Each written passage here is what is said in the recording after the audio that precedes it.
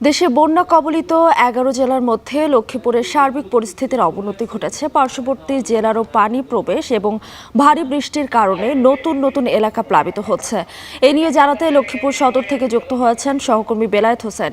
বেলায়েত, এই মুহূর্তে বন্যা পরিস্থিতি কেমন দেখছেন এবং যারা বন্যা কবলিত হয়েছেন তারা ঠিকমতো ত্রাণ পাচ্ছেন কিনা সবাই?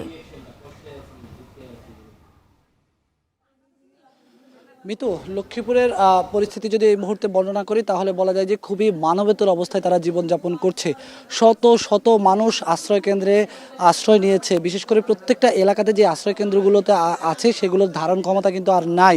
মানুষ মসজিদে গিয়ে আশ্রয় নিচ্ছে এবং মানুষ বিভিন্ন শিক্ষা প্রতিষ্ঠানে গিয়ে কিন্তু তারা অবস্থান নিয়েছে।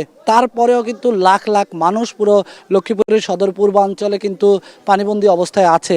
আমরা এই মুহূর্তে রয়েছি লক্ষ্মীপুরের দত্তপাড়া এবং হাজিরপাড়া ইউনিয়নের ঠিক মাঝামাঝি একটি এলাকায়। দুটি ইউনিয়নের সংযোগ এলাকা এটি, কিন্তু এখানেও আমরা দেখতে পাচ্ছি যে পানি কোমর পরিমাণ উঠে গিয়েছে এবং আরও যদি একটু পেছনে যাই তাহলে কিন্তু পানি বুক পরিমাণ আমরা দেখতে পাবো। এবং সব মিলিয়ে এখানে যে ঘরবাড়িগুলোর পরিস্থিতি, এখানে কিন্তু কোনোভাবেই থাকার পরিবেশ নেই। কিন্তু তারপরে আমরা দেখছি যে এখানে অনেক মানুষ তারা এই মানবেতর অবস্থায় তারা তাদের ঘরবাড়িতে অবস্থান করছেন। কারণ হিসেবে একটু বলে রাখতে চাই যে কারণ এই মুহূর্তে তারা ঘর বাড়ি থেকে বের হয়ে তারা যদি অন্য কোনো জায়গায় আশ্রয় নেন, সেই আশ্রয়ের জায়গাটুকু কিন্তু এখন আর নেই। এবং আমরা যতদূর এখানকার স্থানীয় প্রতিনিধিদের সঙ্গে কথা বলেছি, তারা আমাদেরকে যেটি জানিয়েছেন, তারা আমাদেরকে যেটি বলেছেন যে আশ্রয় কেন্দ্রগুলোতে তিল ধরানোর ঠাঁই নেই। প্রত্যেকটি আশ্রয় কেন্দ্রে মানুষ এত বেশি উঠেছে যে কোনোভাবেই এখন ঘুমানো তো দূরের কথা, মানুষ বসার জায়গাও কিন্তু পাচ্ছে না। এবং একইভাবে যদি ত্রাণের পরিস্থিতি যদি এখানে বলি, এই এলাকাগুলোতে কোনোভাবেই ত্রাণ প্রবেশ করছে না। এবং যারা ত্রাণ নিয়ে দেশের বিভিন্ন অঞ্চল থেকে আসছেন তারা প্রধান প্রধান সড়কগুলোতে আসার পরে তারাও চেষ্টা করছেন একটু ভেতরের দিকে যাওয়ার জন্য, প্রত্যন্ত এলাকাগুলোতে যাওয়ার জন্য। কিন্তু প্রত্যন্ত এলাকাগুলোতে যাওয়ার জন্য যে পর্যাপ্ত পরিমাণ নৌকার প্রয়োজন সেটি কিন্তু এই এলাকাগুলোতে একেবারে নাই বললেই চলে। সব মিলিয়ে এক ধরনের নাজুক অবস্থার মধ্য দিয়ে লক্ষ্মীপুরবাসী দিন পার করছেন। গত 2 দিন আগেও বা গত কয়েকদিন আগেও যখন ফেনীতে ভয়াবহ বন্যার পরিস্থিতি ছিল, তখন কিন্তু আমি এখন যেই জায়গাটাতে দাঁড়িয়ে কথা বলছি এই জায়গাতে বন্যার এত ভয়াবহতা ছিল না। কিন্তু যখন ফেনী থেকে পানি নামা শুরু করেছে, সেই পানিগুলো আস্তে আস্তে কিন্তু এই লক্ষ্মীপুরে এসে জমাট বাঁধা শুরু হয়েছে। এবং এখানে সবচেয়ে যেই অভিযোগটি স্থানীয় মানুষরা করছেন যে এখানকার এক সময় যারা প্রভাবশালী নেতা, গত কয়েক বছর আগে যারা বিভিন্ন এলাকায় প্রভাবশালী ছিলেন, তারা বাঁধ নির্মাণ করে বিভিন্ন খালের প্রবাহ আটকে দিয়ে তারা মাছের ঘের করার কারণে, মাছ চাষ করার কারণে পানির প্রবাহ নষ্ট হয়ে গেছে। অর্থাৎ উজান থেকে যে পানি লক্ষ্মীপুরের দিকে নেমে আসছে সেই পানি এখান থেকে সরে যাওয়ার কোনো সুযোগ নেই। এবং ক্রমেই লক্ষ্মীপুরের এই পরিস্থিতি গতকালকের থেকে আজকের পরিস্থিতি খারাপের দিকে চলে এসেছে এবং আগামীকালকের পরিস্থিতি আরও খারাপের দিকে যাবে বলে শঙ্কা করা হচ্ছে। গতকাল পর্যন্ত জেলা প্রশাসন সূত্র আমাদেরকে জানিয়েছে যে প্রায় 8.5 লাখের মতো মানুষ পানিবন্দী অবস্থায় আছে লক্ষ্মীপুরে। এবং এই 8 লাখের মধ্যে এখন কিন্তু এই সংখ্যাটি আরও বাড়ছে এবং 9 লাখের বেশি এখন মোটামুটি বলা যায় যে পানিবন্দী অবস্থায় আছে। যেটি আমি বলছিলাম যে কোনোভাবেই এই মানুষগুলো লক্ষ লক্ষ যে মানুষ পানিবন্দী অবস্থায় আছে, এরা যে ঘরবাড়ি থেকে বেরিয়ে কোনো একটি আশ্রয় কেন্দ্রে গিয়ে আশ্রয় নেবে সেই অবস্থাটিও নাই। কারণ লক্ষ্মীপুরের যতগুলো এলাকা আমি ঘুরেছি প্রত্যেকটি আশ্রয় কেন্দ্রে এখন আর তিল ধরানোর ঠাঁই নেই। এবং এই মানুষগুলোর কাছে কোনো ধরনের ত্রাণ আসছে না, খাবারের পানির সংকট, খাদ্যের সংকট, নানাভাবেই তারা মানবেতর জীবনযাপন করছে। একইভাবে তারা যদি একটু বাড়ি থেকে বের হয়ে বাজারে যাওয়ারও যদি চেষ্টা করেন, বটতলী থেকে দত্তপাড়ার যে সড়কটি, সেই সড়কের অবস্থাও একেবারে খুবই ভয়াবহ অবস্থা। সেখান দিয়েও যাওয়ার কোনো উপায় নেই, গাড়ি চলারও কোনো উপায় নেই। বলা যায় যে সব মিলিয়ে পুরো লক্ষ্মীপুরবাসী অনেক মানবেতর জীবনযাপনের মধ্যে দিয়ে যাচ্ছে। এখন প্রশাসনের দৃষ্টি আকর্ষণ করা ছাড়া তাদের আর আসলে এখন কিছু বলার নেই। তো এই ছিল লক্ষ্মীপুরের সদর পূর্বাঞ্চল থেকে বন্যা পরিস্থিতির আমার কাছে সর্বশেষ খবর। মিতু, লক্ষ্মীপুরে বন্যা পরিস্থিতির অবনতি হয়েছে। আমরা বেলায়েত হোসেনের মাধ্যমে দেখছিলাম সেখানে এখনো হাঁটু পানি বিরাজ করছে এবং নৌকা সংকটের কারণে সব জায়গায় ত্রাণ পৌঁছানো সম্ভব হচ্ছে না। আমরা বন্যার আরও খবর জানবো। বন্যার আরও খবর জানাতে কুমিল্লার বড়িচং থেকে যুক্ত হয়েছেন মাসুদ আলম এবং নোয়াখালীর বেগমগঞ্জ থেকে আছেন নাসিম শুভ। শুরুতেই জানবো কুমিল্লার খবর। মাসুদ, নতুন করে কোন কোন উপজেলা প্লাবিত হয়েছে এবং 14টি উপজেলায় কত লাখ মানুষ পানিবন্দী রয়েছে এবং যারা পানিবন্দী তারা ঠিকমতো ত্রাণ পাচ্ছেন কিনা জানাবেন।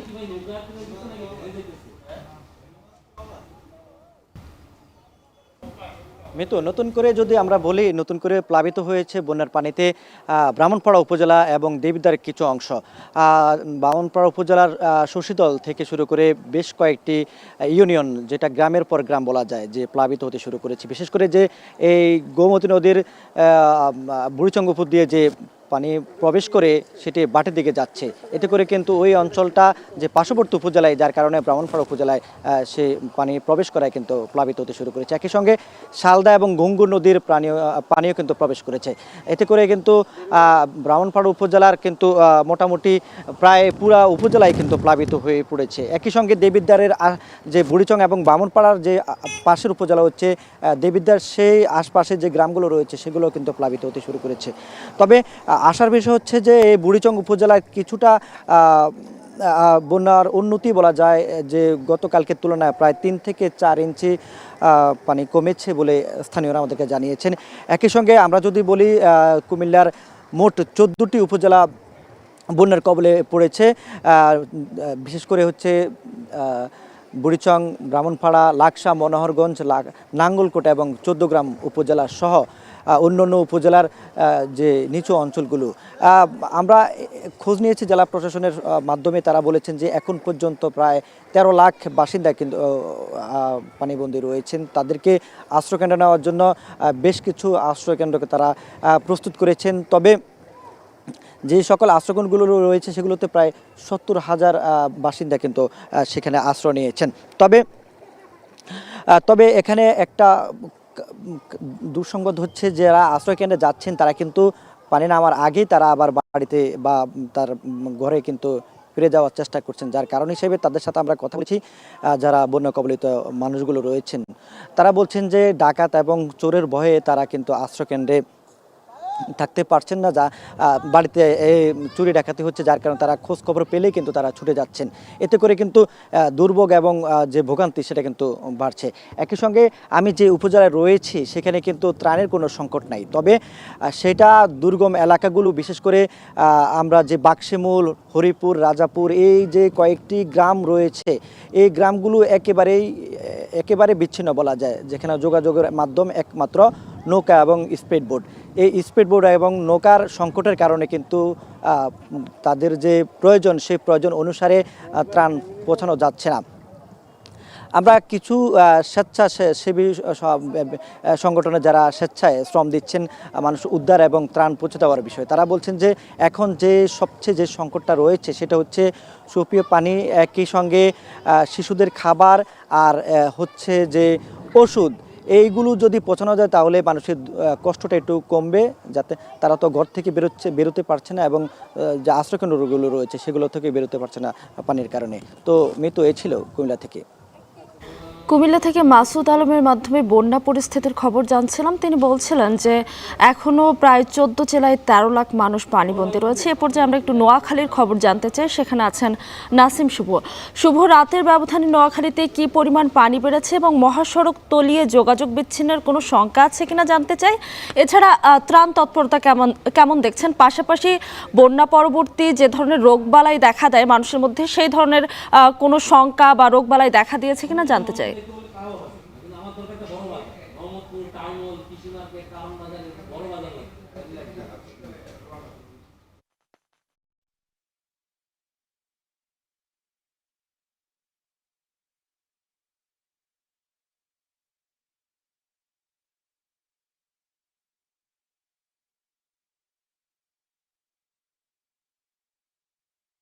শুভ, আপনি নিশ্চয়ই আমাকে শুনতে পাচ্ছেন।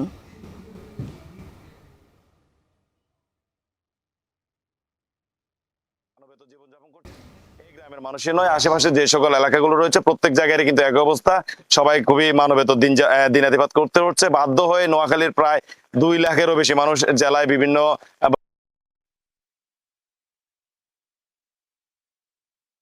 উদ্যোগ, বিশেষ করে বৈষম্য বিরোধী ছাত্র আন্দোলনের কিছু ত্রাণ সহায়তা নোয়াখালীতে পৌঁছেছে। পাশাপাশি আসুন্না ফাউন্ডেশনের কিছু সহযোগিতা নোয়াখালীতে পৌঁছেছে এবং গতকাল থেকে তাদের কার্যক্রম শুরু হয়েছে। তিনি জানিয়েছেন নোয়াখালীতে যে পরিমাণ এখন পর্যন্ত পানি বন্দী রয়েছেন প্রায় 20 লাখ মানুষ, তাদের মধ্যে তাদের জন্য যে পরিমাণ ত্রাণ এসেছে তার পরিমাণ খুবই সীমিত, কারণ মানুষ গত 10 দিনের বেশি সময় অনেকে কিন্তু তাদের বাড়ি ঘরেও যেতে পারছেন না। তারা বাধ্য হয়ে বিভিন্ন আশ্রয় কেন্দ্রের পাশাপাশি যারা আশ্রয় কেন্দ্রে জায়গা পাননি আন্দোলনের কিছু ত্রাণ সহায়তা নোয়াখালীতে পৌঁছেছে, পাশাপাশি আসন্না ফাউন্ডেশনেরও কিছু সহযোগিতা নোয়াখালীতে পৌঁছেছে এবং গতকাল থেকে তাদের কার্যক্রম শুরু হয়েছে। তিনি জানিয়েছেন নোয়াখালীতে যে পরিমাণ এখন পর্যন্ত পানি বন্দী রয়েছেন প্রায় 20 লাখ মানুষ, তাদের মধ্যে তাদের জন্য যে পরিমাণ ত্রাণ এসেছে তার পরিমাণ খুবই সীমিত, কারণ মানুষ গত 10 দিনের বেশি সময় অনেকে কিন্তু তাদের বাড়ি ঘরেও যেতে পারতেন না। তারা বাধ্য হয়ে বিভিন্ন আশ্রয় কেন্দ্রের পাশাপাশি যারা আশ্রয় কেন্দ্রে জায়গা পাননি তারা কিন্তু সড়কের ধারে থেকে শুরু করে বিভিন্ন জায়গা। আমি কথা বলেছি নোয়াখালী যিনি সিভিল সার্জন রয়েছেন ডাক্তার মাসুম ইফতেখারের সাথে, তিনি জানিয়েছেন এই সংকট নিরসনে কিন্তু তারা ইতিমধ্যেই ঢাকায় তাদের চাহিদা প্রেরণ করেছেন এবং তিনি আশা করছেন যে চাহিদা অনুযায়ী কিন্তু নোয়াখালীতে তাদের জন্য যে ওষুধ থেকে শুরু করে যে স্যালাইন সামগ্রী সেগুলো পাঠানোর জন্য প্রয়োজনীয় ব্যবস্থা নেবে। আমি কথা বলেছি জেলা ত্রাণ ও পুনর্বাসন কর্মকর্তার সাথে, তিনি জানিয়েছেন নোয়াখালীতে চলতি বন্যায় শুরু থেকে এখন পর্যন্ত প্রায় 4 জনের মতো মৃত্যুর খবর তারা নিশ্চিত করেছেন এবং প্রত্যেকের পরিবারকে কিন্তু 25,000 টাকা ইফতেখারের সাথে তিনি জানিয়েছেন এই সংকট নিরসনে কিন্তু তারা ইতিমধ্যেই ঢাকায় তাদের চাহিদা প্রেরণ করেছেন এবং তিনি আশা করছেন যে চাহিদা অনুযায়ী কিন্তু নোয়াখালীতে তাদের জন্য যে ওষুধ থেকে শুরু করে যে স্যালাইন সামগ্রী সেগুলো পাঠানোর জন্য প্রয়োজনীয় ব্যবস্থা নেবে। আমি কথা বলেছি জেলা ত্রাণ ও পুনর্বাসন কর্মকর্তার সাথে, তিনি জানিয়েছেন নোয়াখালীতে চলতি বন্যায় শুরু থেকে এখন পর্যন্ত প্রায় 4 জনের মতো মৃত্যুর খবর তারা নিশ্চিত করেছেন এবং প্রত্যেকের পরিবারকে কিন্তু 25,000 টাকা করে আর্থিক অনুদানও তাদের পক্ষ থেকে দেওয়া হয়েছে। তো আমি নোয়াখালীর সদর এবং বেগমগঞ্জ উপজেলা ছাড়াও বিশেষ করে যদি বলি সেনবাগ, সোনাইমুড়ি, কোম্পানিগঞ্জ, কবিরহাট এই সকল এলাকায় কিন্তু অনেক জায়গায় এখনো যোগাযোগের বিচ্ছিন্ন রয়েছে। সেখানে আসলে কি পরিমাণ ক্ষয়ক্ষতি হয়েছে সেটা কিন্তু আসলে এখন পর্যন্ত নিরূপণ কেউই করতে পারেনি। তো এই ছিল মিতু আসলে নোয়াখালী থেকে বন্যা পরিস্থিতি সামগ্রিক আমার কাছে সবশেষ। নোয়াখালী থেকে নাসিম শুভর মাধ্যমে বন্যা পরিস্থিতি জানছিলাম। গতকালের তুলনায় আজ বন্যা পরিস্থিতির আরও অবনতি হয়েছে এবং রাতের ব্যবধানে 1 ফুট পর্যন্ত পানি বেড়েছে এবং সেখানে পানিবন্দী রয়েছেন প্রায় 20 লাখ মানুষ। সহকর্মীরা জানাচ্ছিলেন বিভিন্ন জায়গা থেকে বন্যা পরিস্থিতির খবর।